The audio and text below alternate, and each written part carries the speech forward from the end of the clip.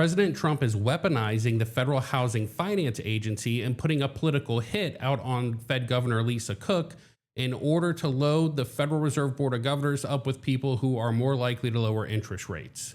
Or at least that is the theory that we're seeing floated in response to recent allegations of mortgage fraud. Let me show you what's actually going on here. This is a tweet that just came out from Bill Pulte, who is the head of the Federal Housing Finance Agency.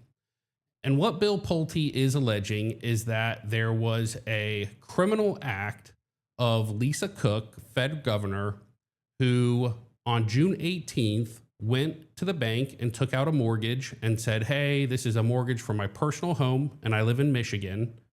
And then 14 days later, went to the bank and said, hey, I'm going to take out a new mortgage on this condo and it's my primary residence.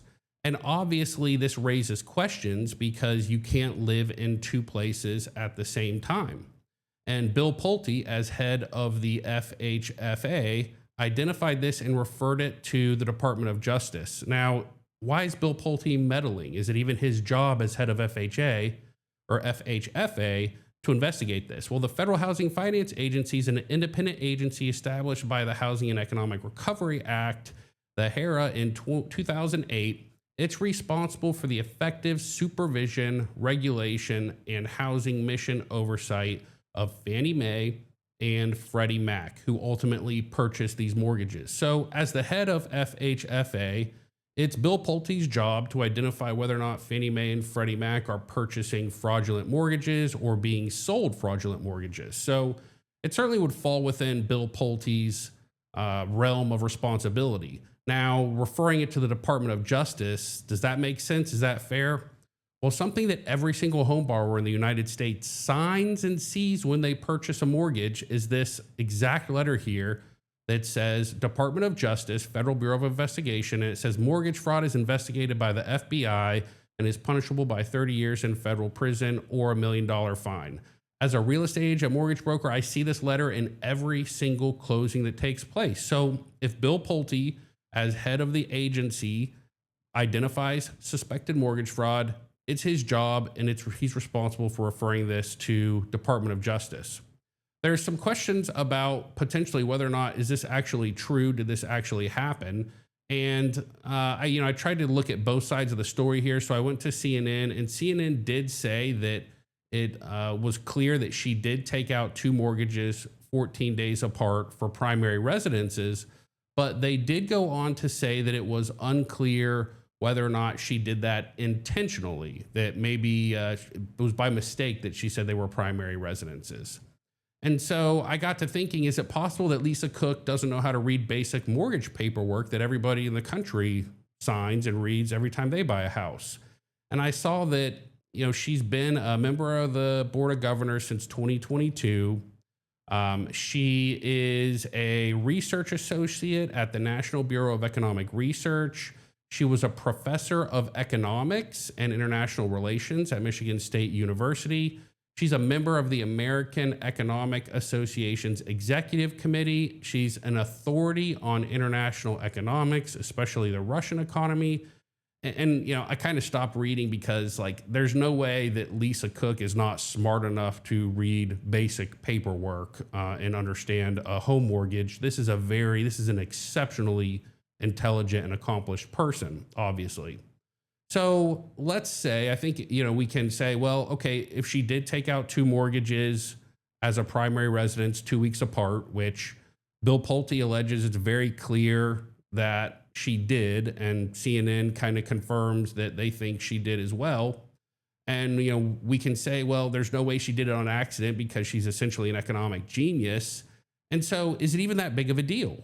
So what I did is I looked at two mortgages and I priced out two mortgages today, and I said, show me a mortgage on a $700,000 condo where you're putting 20% down if you have great credit and you make a lot of money.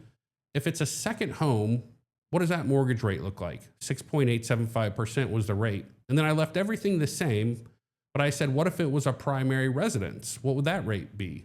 And that rate was 6.43%. So that's the comparison. She's essentially saving 0.4% on a mortgage, 0.44% on a mortgage rate by declaring it as a primary residence. Well, is that a lot of money every month? Does that amount to any amount of savings whatsoever? And so I plugged this in, and what I saw is that it does amount to some savings. You're actually going to save over 15 years about $37,505. On a monthly basis, you're not really saving all that much. $164.96 is what you would save on that mortgage, assuming everything's the same. The only difference is you said it was going to be your primary, even though it was actually going to be a second home.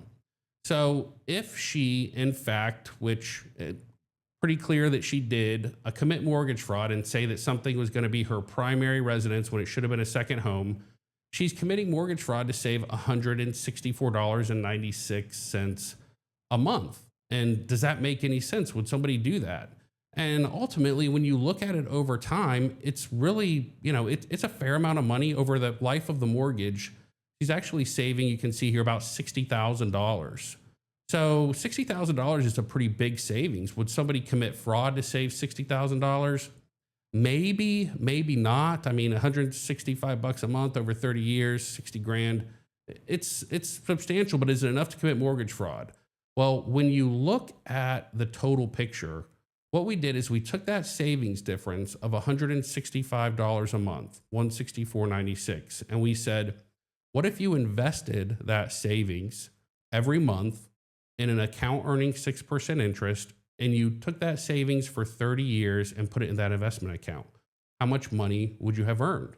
And what you can see here is at the end of 30 years, you would have earned $165,000 in investment returns by saving $165 a month.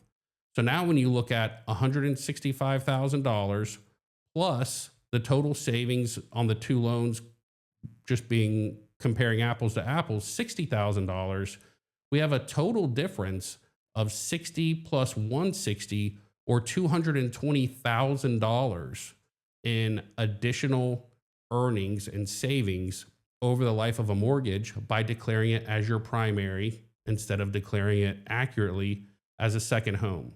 And I can tell you, as a mortgage broker, this is a conversation that we have with probably 1 out of 3 borrowers who are trying to save money in this high interest rate environment.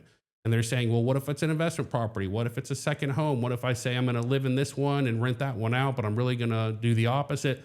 And we tell them every single time, it's mortgage fraud.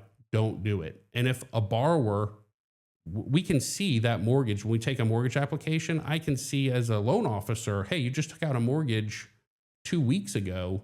You just applied for a mortgage. I can see the credit pull. What was that mortgage like? And if you tell me, well, that's a primary residence mortgage, and I go ahead and originate a new mortgage as a primary residence, I'm guilty of mortgage fraud too. I'm probably going to lose my license over it. So there's no way this goes unnoticed. There is no way there's not a conversation around this. And the reality is, if you and I have to play by these rules, and you and I have to forego $220,000 of additional savings and earnings over 30 years for our mortgages, and we have to play by the rules, certainly I think somebody that sits on the Federal Reserve Board of Governors who's an expert in economics should have to play by the same rules that you and I have to play by. So over the next couple of weeks, as you see these headlines roll out and these accusations that Lisa is somehow being targeted and gone after, it's unfair, just remember that there's a tremendous advantage to her to doing this. There's almost no chance that she didn't know she was doing it, and she's doing it to get an advantage in spite of the fact that everyday working Americans don't get to do this and play by the rules all day, every day. I'm Don Harkins. Please like and subscribe, share this video if you found it helpful, and have a great day.